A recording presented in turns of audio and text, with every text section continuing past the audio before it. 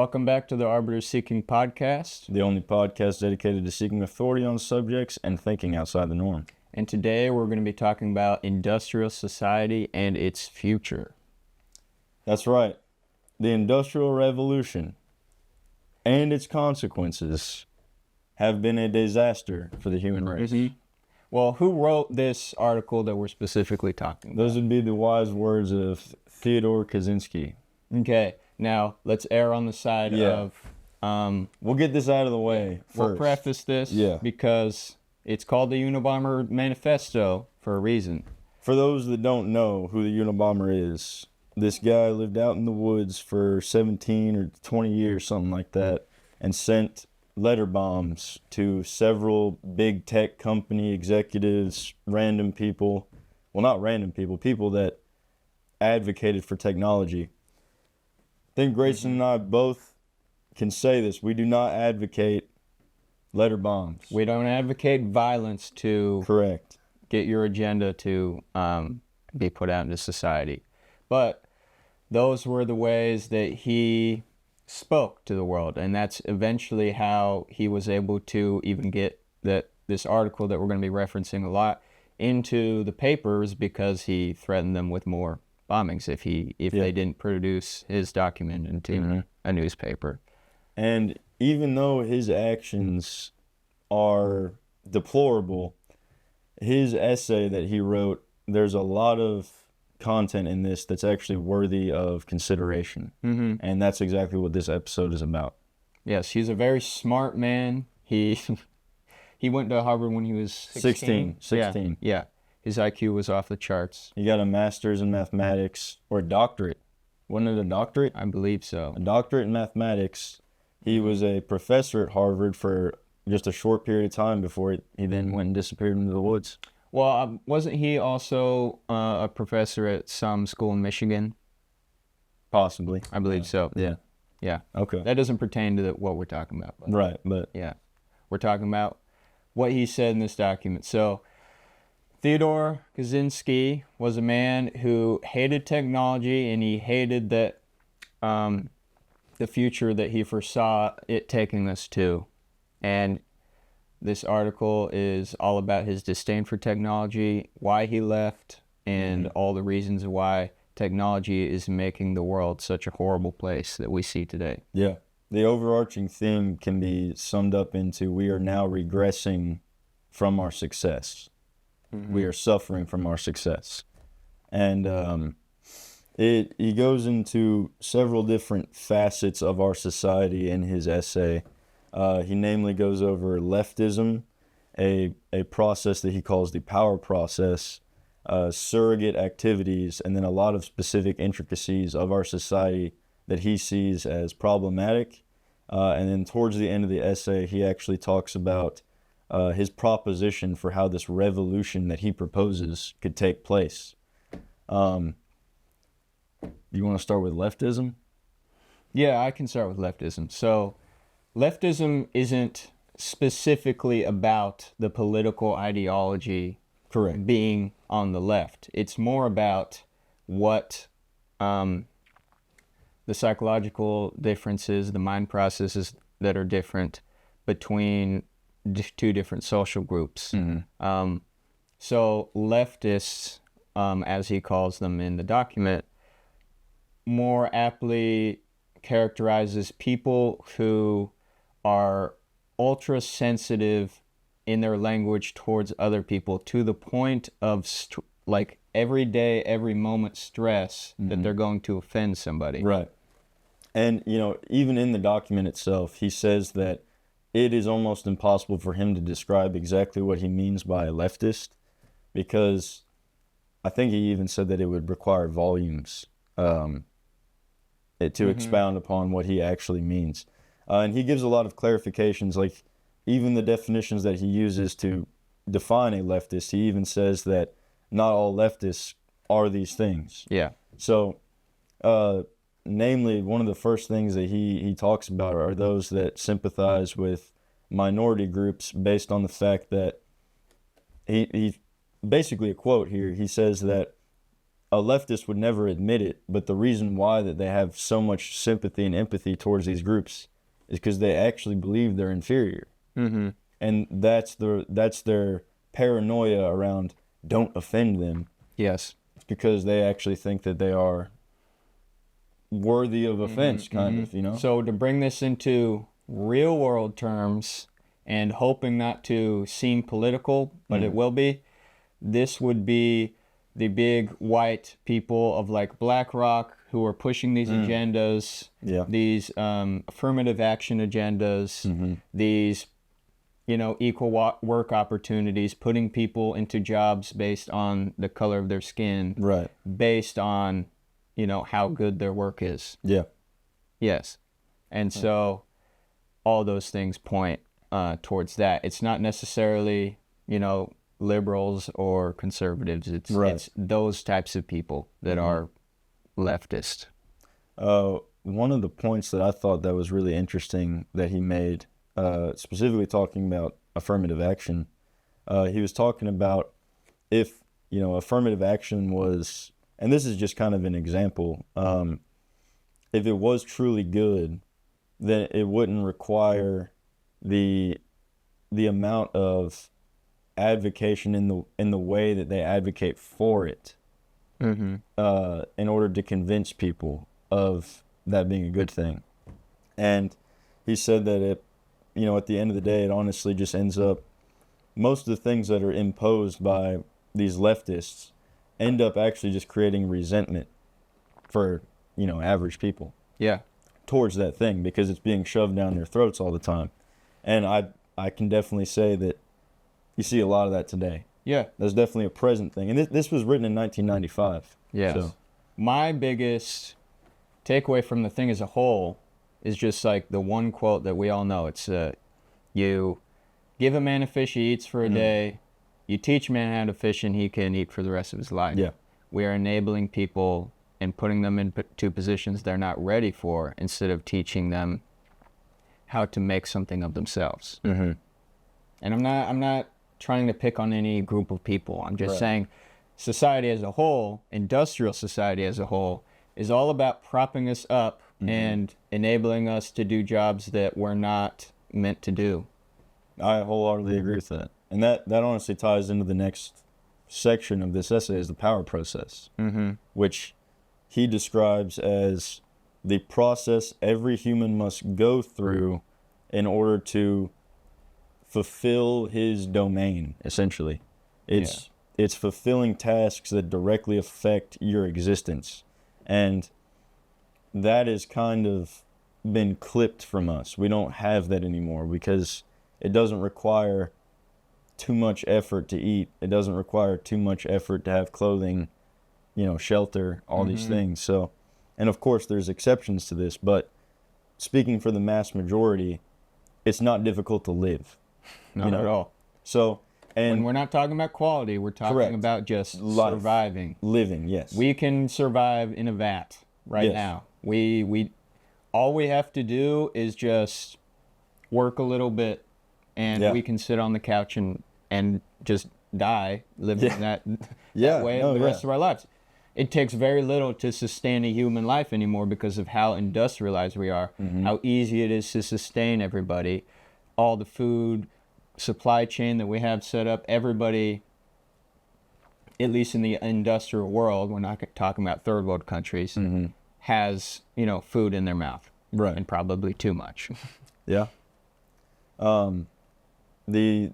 The other thing that he talks about are surrogate activities, which tie directly into the power process, because we don't necessarily have that need for survival. We spend our time doing things that we try and convince ourselves essentially give our lives meaning.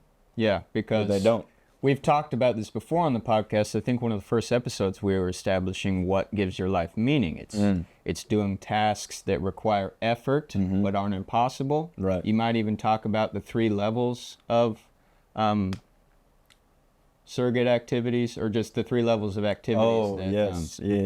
So it's, correct me if I'm wrong here. Yeah. It's tasks that require little effort to accomplish, tasks that require moderate to high level effort to accomplish, but they're attainable, and then tasks that no matter what effort you put in, you will never attain it. Yeah. And pretty much everything has been funneled into the easy one. Level 1, and Right. then, but there also is some that are in level 3. Correct. Yeah. Like you will never, no one's ever going to be like the king of a land anymore. You know, you can't be a warrior in the sense of conquering, you know. But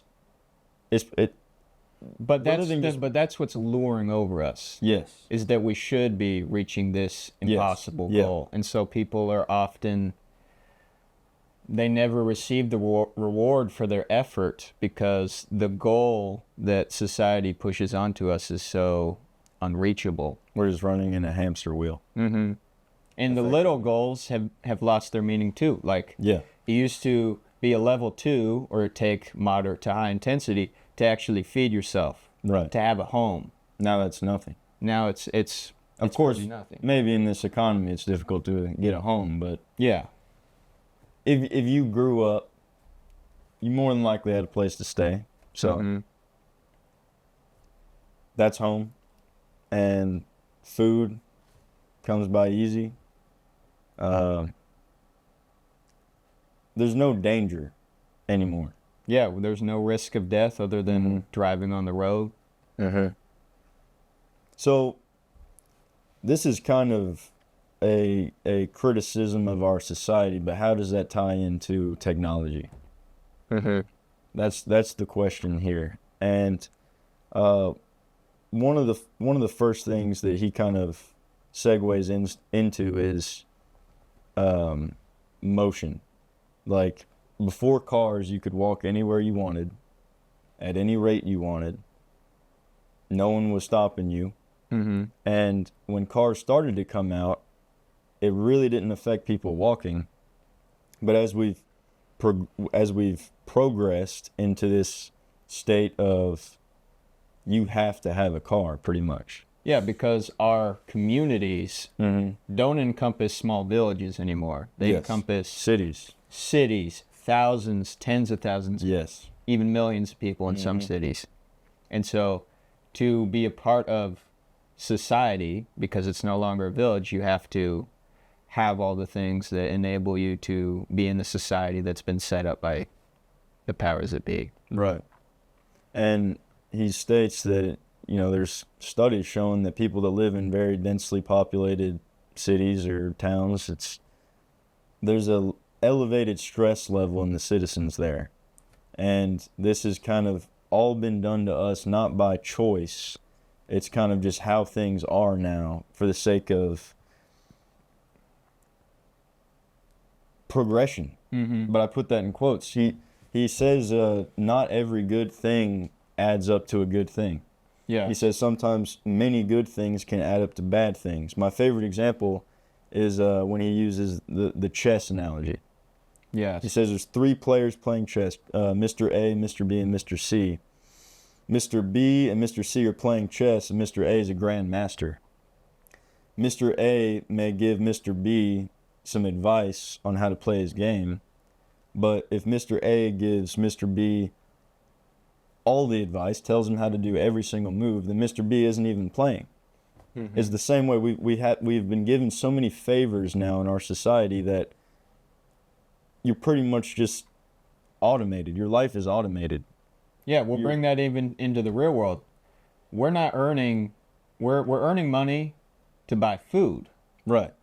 Versus primitive man, which we'll get into in a second. Yep. Primitive man, Skip the middleman. third world countries, people who have to go hunt for their own food, they could just go out and get their own food. Right. They wouldn't have to work for money to buy food, and the food we don't even get is this quality. We've talked about nutrition a lot. It's just a different thing. We're working around what we should actually be getting. If I want food, should I get food or should I get money so that will enable me to have food? And it's not just food, because we have this, I'm going to say, villainous marketing industry. Yeah. You got all this money now that you really only have to partition a little amount towards your necessities. Well, what am I going to do with all of this money? Oh, look at this couch. Look at this TV. Look at all these things you don't need. Yeah, and so then that gets you stuck in the hamster wheel yet again. Right. Because you're like, wait, I only need a little money for food, so now where am I going to be spending the rest of my money Right. on things that you don't need? What do you actually need? Food, shelter, water, community? Yeah, community is a big one. And even that's being severed from us. Yes. Over what does he say? Over socialization. Over socialization. We can go into that. That's kind of a separate thing, but what I'm talking about is over community. We got social media now. It's if you don't have your phone on you, you can almost be penalized. Well, why didn't you answer the call? Why you didn't see my text? Mm-hmm. Why didn't you reply to my text? We're not meant to always be in a community. We're not always meant to see everybody all the time and be able to communicate with everybody that we know all the time. Yeah, and I think social media is so hypocritical to how humans should be interacting. It's not even... We have these phrases, how are you doing? When you first meet somebody, but that's no longer a phrase that has any meaning anymore. No. Before we had telephones, when you saw someone you hadn't seen in forever, you would be like, how are you doing? Tell what me have you been doing? Exactly, I'm interested to know what you've been doing. We've taken a long journey to get to see you. It's just, the meaning's gone when you can instantly message anybody. It's like this. It's like, the more options you have, the less you're going to choose any other option. Yeah. The more contacts you have in your phone, the less likely you are to text any of them. I see that in myself 100%. As a male, because we're more susceptible to not answering texts, or texting people out of the blue, it's just, I don't find it appealing whatsoever to ever call or text someone unless we're planning something in the future to actually meet up in person. Yeah. Because in person, when you're having a conversation over text, and it could be like a long one with someone that you like or anything, there's never as much joy as if you're actually with that person. 100%. Not even near. That's a natural thing, which is being stripped of us. Yeah. Speaking of natural, we can go into the primitive man. Yeah, that's what I was about to propose. He doesn't mean primitive man in the sense of Neanderthal, I think. Yeah, not low intelligence. We're talking about people that were not a part of industrial society. Correct. So, intelligent beings that were fulfilling the power process, essentially, is what he means. With most of their efforts going towards level 2. Moderate to high intensity effort towards obtainable goals. And necessary goals. Yeah. He says that he also describes the system, and that I'll just go ahead and tie in over socialization as well. Okay. The way he describes socialization is someone that has been conformed to aid the system in the best way possible. And he juxtaposes that with the primitive man, who he describes being able to lay for hours just in complete serenity and never getting bored because he's fulfilled. Yeah. Whereas now we can barely sit still for more than 10 minutes without looking at our phones or fidgeting. And it's all because of this overstimulation and search for goals that we don't need to obtain. It's about efficiency. Correct. I had a conversation with someone the other day, and they didn't understand wage gap, right? This is something I am an economics major. We talk about this in almost every class. Yeah. Wage gap is because women work less than men. Fundamentally. Simply put. Yeah. And, well, yeah, that's good and all, but the economy isn't built for well-being. It's built for efficiency. Right. We can't just make a man take as much time off as a woman because of maternal leave, because that's not efficient for the system. Right. It'd be more efficient to say, Well, the mother is the one who actually provides the milk for the child, so the man doesn't actually need to take that much time off of work.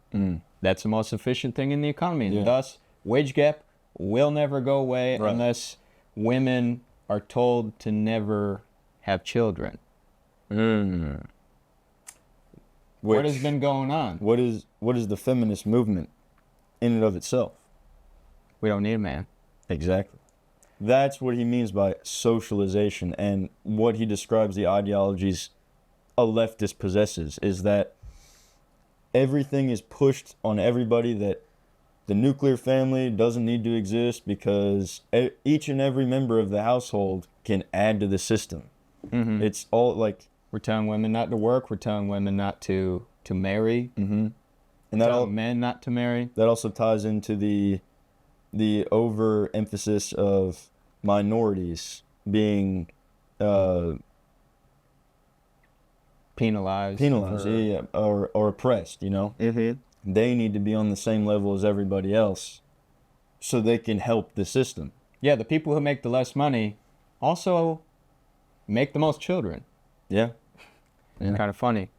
So going back to primitive man versus modern man, we'll just kind of define terms here. Primitive man is, if you know anything about the Hadza tribe, it is, before we needed technology to tell us things. So like, we're not talking about reading articles all the time. We're not even talking about reading all the time. We're just talking about working for the sake of having food and working for the sake of having shelter. We're talking about men going out on hunts. We're talking about women preparing the food so that when they get back from the hunt that they were able to eat because they've extended themselves so far. We're talking about the women caring for the children. We're talking about children being the essential thing to continue the human race. Purposeful sexual encounters. Purposeful. Yeah. Being fruitful and multiplying. Exactly. Whereas nowadays, modern man, have sex with whoever you want. Just practice safe sex. Yes, the invention of birth control changed the human scape forever. It did. And modern man can do anything he likes as long as he's doing what he's being told. Yeah. What's most sufficient for the system that's been created.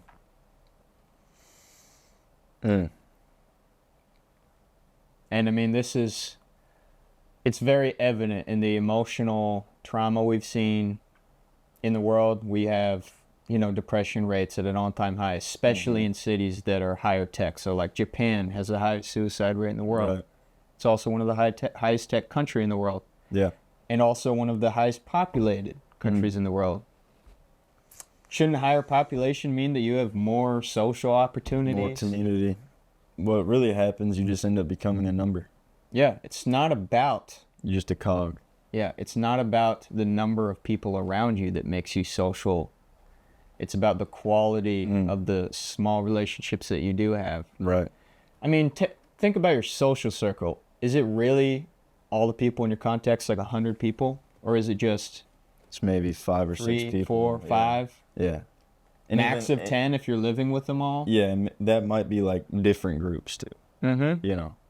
So it's quality over quantity, at least it should be. Whereas now this hyper consumerism society, it's all about quantity. Okay. Yeah. So let's talk about like how technology, although it seems to improve the quality of life, how does it not? And give some examples of it. Well, I'll use one of the examples that he uses. This is a quote, not exactly, I'm paraphrasing a quote. Is the cheap electricity from a nuclear power plant worth the risk of it possibly just exploding and killing people in however big radius? Are the amount of deaths in cars worth the speed of travel? When if we actually catered towards, these regenerative, community-based societies, we wouldn't need cars. No. So is a phone really worth it when most of what we do on it is waste our time? Yeah, we're talking to people that if we lived in a community, we could just go outside and see. Yeah. I don't want to be too ignorant here because I think nuclear power plants are the best energy. Mm-hmm. But even talking about fossil fuel plants, Right. they are the worst. They cause more deaths than any nuclear plant ever has because of the work environment. Well, let me rephrase with the nuclear power. We're at the mercy of the people handling them. Yeah. Someone messes up, we're done. Mm-hmm. You know what I'm saying? And what is power for, after all? Technology. Yeah. Yeah. It's just to power our stuff. Mm-hmm. Our stuff that enables us to be social, to move around in space, to work, to entertain ourselves, to do all these endless things that never actually reach the goal, this inner drive that we all have. What also he proposes in his scheme of this revolution that would take place. He doesn't advocate directly violence, but he uses another analogy about two neighbors, and one is a weak man and one is a strong man. And the strong man says to the weak man, "Give me some of your land." And the weak man says, "No." So the strong man says, "Let's compromise." And he only takes half of the land that he originally asked for. This continues to happen, and the stronger man just continues to get more of the weaker man's land. And what he says is, let's say one day that the strong man falls ill. Would the weak man be wise to take the land back and that's it? Or would it be wiser for him to kill the strong man so that there is no ability for that man to regain his strength and take the land back? And obviously we don't advocate killing people. What he means is the stronger man is industrialized society. Technology. We're not talking about a person. Correct. Yeah. What he means is, should we allow it to grow stronger? We're only allowing it to take more control over us. We're already allowing technology to tell us what we think. Right. What we put in our bodies. AI. He literally predicted AI. He used the word artificial intelligence. Yeah. In this essay. He said that we would become eventually so reliant on it that these machines, he says, that to turn them off would equate to suicide for humans. That's how reliant we will become on artificial intelligence. Yeah. And I don't see that not being the case here in a few years.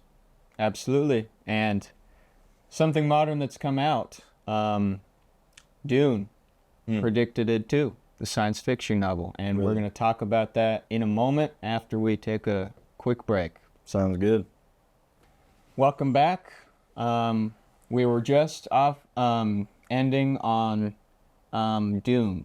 Yes. So Dune is I don't even need to really explain its popularity now. It's one of the biggest films in the world. Everybody knows about it. But I think that the backstory is really intriguing to the industrial society and its future. And it's not really clear in the movies, and I actually had to do research in the back end and also read the novel itself. Oh, you're reading the book? Yeah. Okay. So have you seen the Dune movies? No. No? I started one of them. Okay. But I fell asleep. They're really good. They're going to change cinema. Okay. Like, a lot. Really? Yes. Just the style and everything. I'm going to have to watch them. They're some of the best. All right. Anyways, getting into the backstory of Dune, you may notice in the movies that the technology they use is a little different than what we use, and it's not really indicative of like futuristic technology. It's just a little different. You would think that, so the movie's set in the year 10,000, so several thousand years in the future on a different planet. And you'd think that by then they wouldn't have to operate their own helicopters. Yeah. But they do. They manually operate everything. The only like big things of technology that you see is maybe like this floating lamp that they use, or Well, he also has a force field or a force. yeah, Field, it's doesn't called he? yeah, they're called forgetting what they're called. Anyways, there are these. That's a bit of science fiction there. Yeah, so, yeah. there are these holographic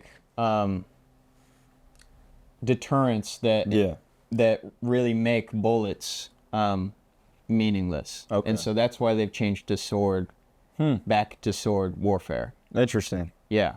A little bit of regression from progression. Oh, they've gone way far back. All right, let me hear. So, back in the history of Dune, way back, so his son ended up writing a novel about the background. Where did Earth go? Like, because they're not living on Earth. You talking about the actual author or character? The actual author. Okay. So, there are different planets that they're on, and there's really no mention of Earth. But because it's all been kind of forgotten. I mean, it's been thousands of years. Right. But they don't keep digital records. It's all like holographic films, but they're not actually like online records that you can search for. They don't use communication that is like texting or anything like that. They have like little things that they can communicate like by your ear, like Bluetooths. Neuralink? No, not Neuralink. So in the past, in the story, they did create AI. Okay. And so they started to genetically modify themselves to where AI, the machine, they were able to put their brains into a machine, and the machines became so superior that they decided they were going to kill off all the humans. Wow. And so after a long war with the machines / AI, they just atom bombed the entire Earth, and all the inhabitants that were left, including the AI beings, the machine beings, were all destroyed, and they all left. And then they vowed to never make a machine in the likeness of man. It's actually in their new religion. It's called the Orange Catholic Bible. They walk around with it. It's something that they practice and aspire to maintain, is that we never make a machine in the likeness of man. And so they stop relying on technology to do anything but enable them to like travel around and stuff. So no technology that thinks for them, no technology that gives someone power over someone else. Like they still have warships and stuff. Right. But we're talking about human progress. The whole story is about how can we make humans better. And so they develop different. They aren't different beings. You might think that there are different alien races in Dune. There isn't. It's actually just different sects of humanity that have focused on different things. Okay. So there are mentats, which are trained mostly from birth to just be human calculators. And so those people are who do all the calculations, run all the economies, do everything because of their perfect calculations.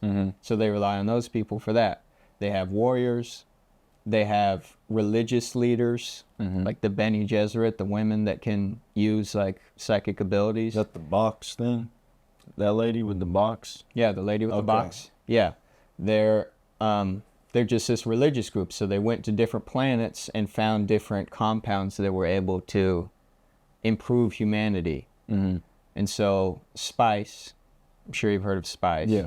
So spice is this psychoactive drug / stimulant that enables people to live longer, but also enables them to have just be better humans. Like it expands your mind. His novel is very influenced by psychedelics. Yeah. And so it's just interesting to see how a novel could predict what could happen, because I certainly think that the more that we rely on technology, the more that we'll regress as humans. Where when we rely on technology for something, what we're really saying, I don't want to be responsible for my own thought processes anymore. I don't want to be responsible to sustain myself anymore. And the story basically shows what that leads to. Is an inevitable restart. It's going to be an inevitable implosion on the world that pushes us back to where we really ought to be, is human advancement. Mm-hmm. And really what we're seeing is just straight regression. All this technology has made us so ignorant to even just the facts of what we're putting in the water. I mean, to take it back into nutrition, our IQs are actually dropping for the first time in centuries. Yeah, that's... Because of the pesticides in the water, because of the microplastics in the water, because we've been so ignorant about what is actually happening. And I don't even think it's on purpose anymore. Mm-hmm. I think it's that we just didn't know it was going to do this. Right. And we're not taking action about it because we have so many other things that we're trying to worry about. It's almost like we're becoming resistant to knowledge. Mm-hmm. It's not about knowledge anymore. It's about feeling. And just how easy can this be? Yeah, the whole world's about what can make me the most happy right now. It's about the pursuit of happiness. Mm. That's what this nation was founded on. Just pursuing happiness at all stakes. But our nation was founded pretty much in the primitive man stage. Yes. Where people were still fighting to eat. Mm-hmm. So that's interesting. That the pursuit of happiness likely was a different definition to our founding fathers. The pursuit of happiness is not to create machines that sustain you and require you to do nothing more than entertain yourself. Right. Because that's what we're getting to. Once we're able to put systems in place, and if we all advocate for these diets of no meat that take nothing but machines to produce, like a machine, right now, but a machine can't handle an animal right now. Right. Can't kill it and process it and put it into our mouths. But with Apple Vision Pro and everything, AI, creating these universes where we can just live in forever. Metaverse, man, that's the most ridiculous thing ever. Yeah, why are we trying to escape reality at every turn? Everything that's that we the do. whole point of being alive. Yeah. We do drugs because it enables us to escape reality, pain, any feeling that is against happiness or joy at that given moment. Yeah. They're substituted activities for just dealing with your pain, fixing your pain, learning, growing as a person, human flourishing. You can't just get everything given to you. The most bratty kids you've ever met, spoiled. We call them spoiled because they've been given everything and never had to work for it. This entire world is being spoiled. At least the West. Mm-hmm. At least the West.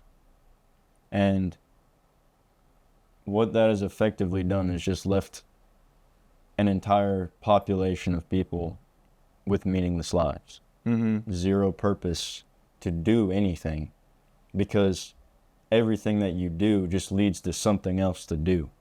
Yeah. There is never satisfaction in any of these surrogate activities that people spend their whole lives pursuing. No one, that's the definition of the surrogate activity, is something that otherwise, it's something, if all of your needs were fulfilled, you otherwise would have no interest in. Mm-hmm. But that's the only option. Yeah. The only option now is a surrogate activity. Yeah. No one... That's why it's so hard to decide, what are we going to do this weekend? Yeah. This isn't even about, people being indecisive. It's about, we have, 1 trillion choices. Yeah. None of which entail what we actually should be doing. Right. Mm-hmm. We could go bowling. Well, bowling's a good social activity. It gets you to meet up with friends, so but I guess it's ultimately in that way. But ultimately, it's just an escape. It's just another way to fill time, spend time, because we're not actually using our time. Our time is no longer necessary. Mm-hmm. As crazy as that sounds, time is no longer necessary. If you were actually a primitive man and you had to sustain yourself on food, and sun up to sundown is crucial. Yeah. Because death awaits in the dark. Yeah. When we created, when we found out caffeine was beneficial and were able to stay awake past night, That's what really changed, people from being farmers to being whatever you do in the night. I mean, what do you do in the night that's beneficial for you as a primitive man? Engage in activities that aren't good for you, probably drinking late. Yeah. Probably watching TV late. Yeah. All to which have no beneficial meaning in the end. In fact, they're more than likely it's degenerative to your health. Degenerative to your mental state. Sleep has become this forgotten art of, regeneration. It's an option. Yeah. Sleep is an option. It shouldn't be. Sleep is it's one of the most important things that you could do. I suffer when I don't sleep, and that leads to most bad decisions. Let me ask you this. What did you think about when he was talking about the ethics code for modifying genetics? It's a very tricky line to go on, because it sounds a lot like eugenics, where you pick the best genetics and allow them to flourish, and you kill or let die off the genetics that are bad. Well, you know that you can choose your children's hair color and their eye color and stuff. And gender. Yeah. I think that's dangerous. Yeah. Oh yeah. It's more than dangerous, because do we even know what happens when we eliminate sadness from your own brain? Right. I'm actually going to try. I'm going to try and find it. I think it's a very dangerous line to touch any bit of humanity, any decision that is against God's will. Yeah. This is all... I'm not even saying all these things are addictive and we want to do them. But God talks in the Bible constantly about, are you going to let the animal win? Are you going to let the animal rule your life? Or are you going to let good win? I think that we are intelligent beings, and the biggest fight that we have as humans is, are we going to be animals in this moment? Or are we going to be human beings who are doing what's right? And maybe that doesn't make sense in the scope of this, so I'm going to try to simplify it. In every moment of your life, you have a choice to do what is good or what is bad, or I could even lump in efficiency into that. Efficiency isn't always the worst thing, but doing what is expedient versus what is meaningful is a more apt representation. So, what gives meaning to your life? Is it texting all the friends in your phone, or having a 30-minute conversation in person with one person? Is asking someone, how are you, more meaningful, or actually asking them, how are you, and actually wanting an answer and determining, and asking them, how life has been and what their struggles have been through life. These things are forgotten because we just want to talk about the game. We want to talk about the movie we just saw. We want to talk about, optimal nutrition. Right. All these things they're just off track. They are missing the mark. I mean, that is what sin, that's the definition of sin, is being off the mark. You're missing the mark. I think the mark has always been for us to, live by God's word, which is to do good in every situation you possibly can, but also to take on challenges that challenge you. Right. I think that at every turn that we've been discouraged from taking on challenges that make life more difficult and grow us. Yeah. Going back to the genetics thing, I like this quote. If you think that big government interferes in your life too much now, just wait till the government starts regulating the genetic constitution of your children. Yeah. That's happening. That is literally happening. What country was it? Finland or Sweden or something like that that said that they eliminated autism? Yeah. There's only one way to do that. Genetic engineering. or aborting the baby before it comes out. That's what they've been doing. Are you serious? Yes. I did not know about that. Mm-hmm. Wow. All for the title. Mm-hmm. Wow. Yeah. He says, even if a code of ethics were chosen on a completely democratic basis, the majority would be imposing their own values on any minorities who might have a different idea of what constituted an ethical use of genetic engineering. The only code of ethics that would truly protect freedom would be one that prohibited any genetic engineering of human beings, and you can be sure that no such code will ever be applied in a technological society. Mm-hmm. That's insane, man. Yeah. Just think if Seeing it right strength before was our eyes. outlawed. Yeah. Yeah, he talks about removing the criminal gene. Mm-hmm. I mean, everyone would do that, right? What is the criminal gene? It is someone trying to pursue the power process. Yep. And going about it the wrong way. Right. That's the criminal gene. I think not to glorify criminals, but the most cunning, strong criminals are those who would have probably been the most successful in primitive times because they have. Yeah, more than likely. I mean, even going to dogs. You know, you don't want a submissive dog. You want a dog who might be a brat, but ends up listening to commands, but is very confident in himself and his abilities. Right. And that's what actually breeds a very good dog, a dog that's capable of action. Yeah. And so that's being taken away. We're being neutered. I think that's also like the same reason why, communism can't work. Mm-hmm. You'd have to genetically remove the desire to achieve. Yeah. Communism, you would have to remove the power process from people. Mm-hmm. Or live in a sinless world. Right. Which will never happen on this earth. Right. One day. One day. One day. Well, any final thoughts?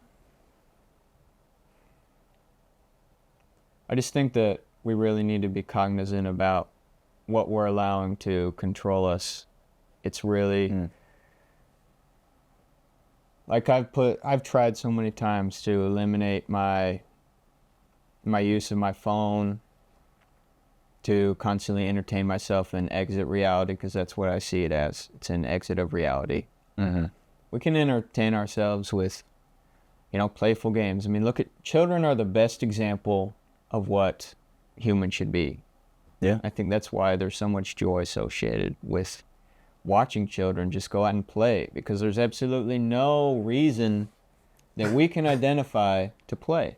And that spirit is suppressed. Mm-hmm. We're not allowed to play anymore. I mean, we go out and bowl, and I guess that counts as playing, but frolicking in the woods, looking at nature, asking their parents, what is this, Mom? What is this, Dad? Right.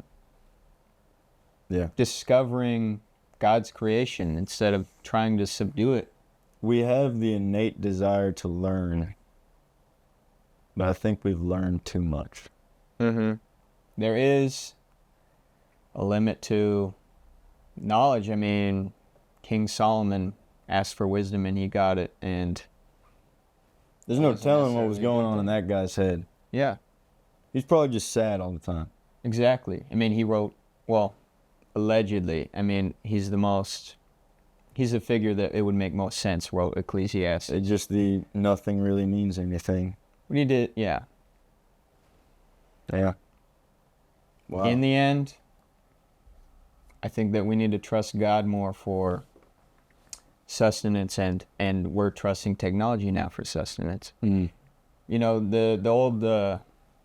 We've tried to just adapt the Bible to modern day, to where the parable Jesus told about God provides for the birds, will he not provide for you? Mm-hmm. That's talking about sustenance. Yeah. Talking about, will you live another day, or will you get a disease or die? It's not talking about getting a job that makes you enough money to provide for your family. Yes, it can transfer to that because God is sovereign in all. Mm-hmm. But we don't trust God for sustenance anymore. We trust the system that's been put in place for sustenance. Which in a lot of ways has become many people's God. Mm-hmm. The hand that feeds, Mm-hmm. you know. But it like doesn't even require faith anymore to eat food. No. To know where your next meal is coming from. We've eliminated the need to really have faith. Right. And we're just stuck in... My biggest thing that I've been struggling with is, what am I going to do with my future? That was never a question for primitive man. He just do what his biological instinct required. To eat, to procreate, to do that without dying. Yeah. Whereas now, most of our aspirations, whether we realize it or not, are really under the umbrella of, does my aspiration is a cog in the machine of the system. Mm-hmm. You know? Me wanting a big house enables me to pay a lot of taxes, which enables all this bad decision making. I mean, engineers, lawyers, doctors, all these people are tied into, and these are like these are the aspirations, you know? Lawyers, doctors, and engineers. Those are like the big college, partitions. And all of them just aid in the technology. Doctors, they're, whether they realize it or not, they're aiding big pharma. Yeah. Engineers, big technology. Lawyers, that's just societal pointing fingers, It's just, you did me wrong, you're going to pay. Yeah. And in all our nutrition talks, all we've talked about is ignorant people controlling more ignorant people and leading them astray versus fostering individuality, families. So much of media today, it seems like they're fostering individuality. Like, all the movies today is about a central figure who finds who he's supposed to be, and he takes on challenges. As soon as you put that in the movies, though, it becomes a fantasy. Yeah. Spider-Man, my favorite character ever. He's just this nerd who can't socialize with people. He's just trying to figure out what to do. He can't get girls. But he gets given this power. The power that's within us all. We're all our own superheroes, you could say. And he takes on all the challenges that he possibly can, and it's always this balancing act between, can he save the person he loves most, or will he succumb to the animal and let it go and not use his power responsibly. We're not using our power responsibly. No. We have brains which are capable of thinking and feeling. We have bodies that are capable of feeling things that are done wrong to us, like fragrances. Our bodies are constantly indicating to us that something is wrong with what we're eating and drinking, and also psychologically what we're being told and the activities that we're doing, being a part of industrial society. We're all depressed, at different levels. Ultimately, yeah.